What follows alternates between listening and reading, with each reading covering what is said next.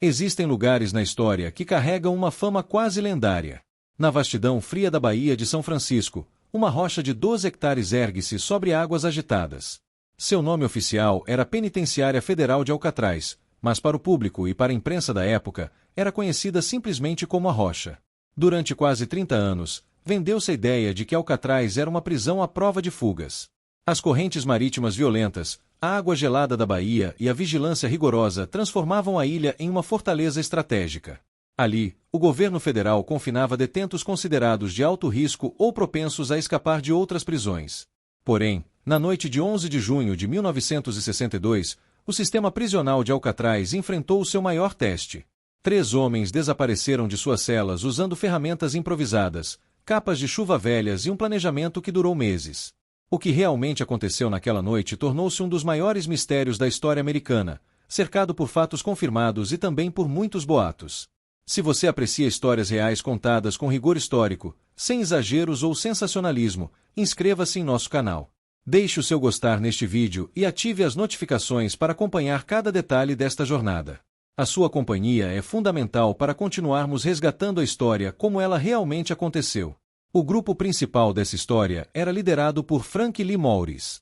Nascido em Washington em 1926, Morris ficou órfão na infância e passou a juventude em lares adotivos e instituições correcionais. Ele acumulou uma longa ficha criminal por roubo e assalto a banco. Registros oficiais da prisão confirmam que Morris tinha um coeficiente de inteligência testado em 133 pontos, um valor consideravelmente acima da média. Ele era frio, reservado e observador. Após fugir da penitenciária do estado da Louisiana, Morris foi transferido para Alcatraz em janeiro de 1960, recebendo o número de detento AZ 1441. Em Alcatraz, Morris reencontrou velhos conhecidos do sistema prisional, os irmãos John e Clarence Anglin. Nascidos na Geórgia e criados na Flórida, os irmãos Anglin trabalhavam desde jovens na lavoura e desenvolveram grande habilidade em trabalhos manuais e natação. Na década de 1950, foram condenados por assaltar bancos. John chegou a Alcatraz em 1960 e Clarence em 1961. O quarto elemento do grupo era Allen West, um detento com histórico de furto e arrombamento, que ocupava uma cela no mesmo bloco e participou ativamente de toda a preparação do plano.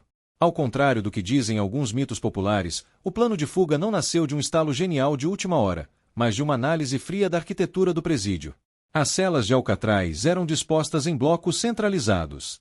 Atrás da parede do fundo de cada cela, existia um corredor de serviço técnico, com cerca de 90 centímetros de largura, por onde passavam os canos de água e esgoto. A única separação entre a cela do detento e esse corredor era uma grelha de ventilação de metal fixada na parede de concreto. O tempo e a umidade trazida pela maresia enfraqueceram a argamassa e o concreto ao redor dessas grelhas. O grupo percebeu essa vulnerabilidade e decidiu agir. Com ferramentas improvisadas, como cabos de colheres soldadas a lâminas de serra tiradas da oficina, moedas e até o motor de um aspirador de pó quebrado, eles começaram um processo de escavação. O objetivo era aumentar a abertura da ventilação até que um homem pudesse passar. Para esconder os buracos durante as inspeções diárias dos guardas, eles usavam pastas de papel machê feitas de jornal e tinta para simular a parede de concreto. Muitos boatos surgiram ao longo dos anos sobre a rotina dos detentos e sobre como conseguiram trabalhar por meses sem serem descobertos. A verdade documentada pelo FBI é que o barulho das ferramentas era abafado pelo horário diário de música da prisão, quando os presos podiam tocar instrumentos na área comum.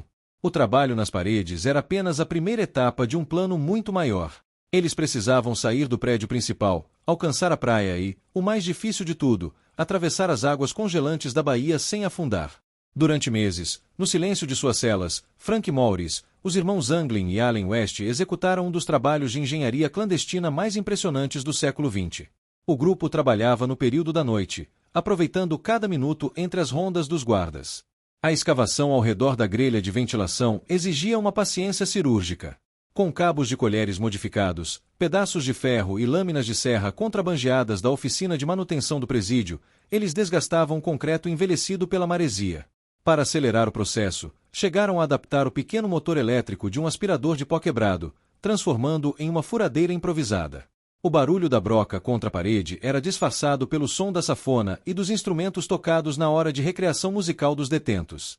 Quando os buracos ficaram grandes o suficiente para a passagem de um corpo humano, surgiu outro desafio crucial: Como evitar que os guardas notassem a ausência deles durante a noite ou que vissem as aberturas na parede durante as inspeções visuais diárias?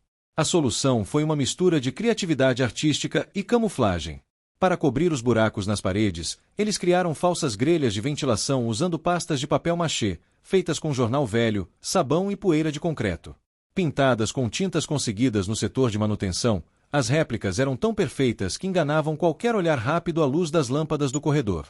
Para enganar a ronda dos guardas durante a noite, o grupo desenvolveu um dos elementos mais famosos da fuga, as cabeças de cera humanas. Diferente do que dizem alguns boatos de cinema, as cabeças não foram feitas inteiramente de cera pura de vela. A investigação do FBI confirmou que foram construídas com uma mistura de sabão, papel higiênico, tinta de pintura e pó de gesso. Para dar um toque realista de verdade, eles recolheram cabelos reais do chão da barbearia do presídio e os colaram nas esculturas. Posicionadas na cama sob os cobertores, com os rostos virados para a parede, as esculturas simulavam perfeitamente a silhueta de um homem dormindo. Durante as contagens noturnas de rotina, nas quais os guardas apenas olhavam rapidamente pelas grades, o truque funcionou perfeitamente. Mas o grande obstáculo para a liberdade não era sair do prédio principal. Era a Baía de São Francisco. Como atravessar mais de 2 quilômetros de águas agitadas e gélidas sem afundar ou morrer de hipotermia? Popularmente, espalhou-se o boato de que eles teriam usado capas de chuva para fazer um bote sem nenhum tipo de preparo. No entanto, os relatórios técnicos da perícia mostram uma realidade muito mais complexa. O grupo roubou e acumulou mais de 50 capas de chuva de borracha vulcanizada, fornecidas aos detentos da ilha. Trabalhando no teto do bloco de celas, um espaço que alcançavam subindo pelos encanamentos do corredor de serviço, eles cortaram e selaram as capas de chuva usando o calor dos canos de vapor do próprio presídio para vulcanizar as emendas de borracha. Com isso, construíram um bote inflável artesanal de mais de 3 metros de comprimento e coletes salva-vidas para todos os integrantes. Para inflar o bote, eles adaptaram uma sanfona pequena como bomba de ar. Na noite de 11 de junho de 1962, o plano entrou em sua fase final. No entanto, algo não saiu como previsto. Allen West, o quarto integrante do grupo, não conseguiu remover a tempo a grade de ventilação de sua cela, pois a argamassa que ele havia passado para esconder o buraco acabou secando e prendendo a estrutura. Quando West finalmente conseguiu abrir a passagem, Frank Morris e os irmãos Anglin já haviam partido. West acabou ficando para trás e foi obrigado a retornar à sua cela. Morris, John e Clarence subiram pelos canos de água até o teto do prédio, carregando o bote, os coletes e as ferramentas. Eles desbloquearam um duto de ventilação no telhado, cruzaram a cobertura da prisão sob a noite escura e desceram por um cano de chuva de 9 metros até o solo. Eles atravessaram a cerca de proteção da ilha sem alertar os guardas das torres e alcançaram a praia no extremo nordeste da ilha. Ali, na margem de água congelante, inflaram o bote artesanal e se lançaram na escuridão da Baía de São Francisco. A partir daquele momento, a história se dividiu entre os rastros deixados na água e o silêncio absoluto que dura mais de 6 décadas. A ausência dos detentos só foi descoberta na manhã seguinte, 12 de junho de 1962, durante a contagem rotineira das 7 horas. Quando um dos guardas tentou acordar Frank Morris e tocou o travesseiro, a cabeça de gesso rolou para o chão. O alarme de emergência ecoou por toda a ilha, dando início a uma das maiores operações de busca da história do FBI e da Guarda Costeira Americana. Centenas de agentes vasculharam a Baía de São Francisco, as ilhas vizinhas e as costas marítimas da região. Aviões, helicópteros e barcos de resgate foram mobilizados. As autoridades partiam do princípio de que os homens haviam se afogado nas águas gélidas e turbulentas. Nos dias seguintes, as buscas começaram a revelar as primeiras evidências do plano. Encontraram flutuando nas águas da baía pedaços de borracha vulcanizada pertencentes ao bote, um colete salva-vidas artesanal descartado e remos de madeira feitos à mão.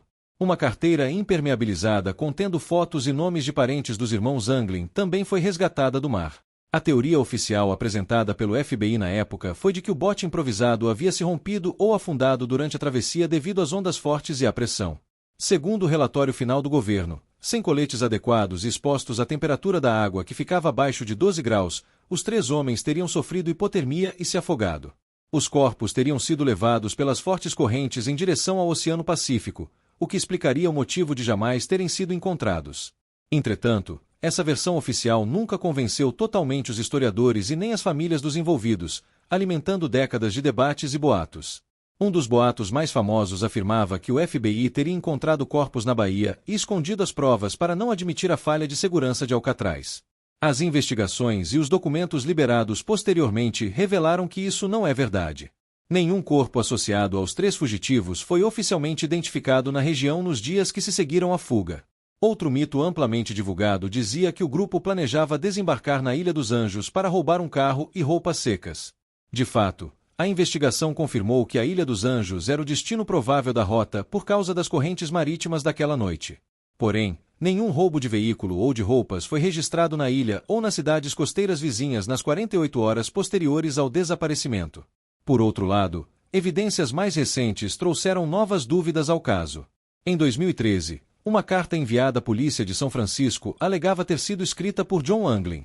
O autor afirmava que os 3 haviam sobrevivido à travessia naquela noite, mas que Frank Morris havia falecido anos depois, assim como seu irmão Clarence. A perícia do FBI analisou as impressões digitais e a caligrafia da carta, mas os resultados foram considerados inconclusivos.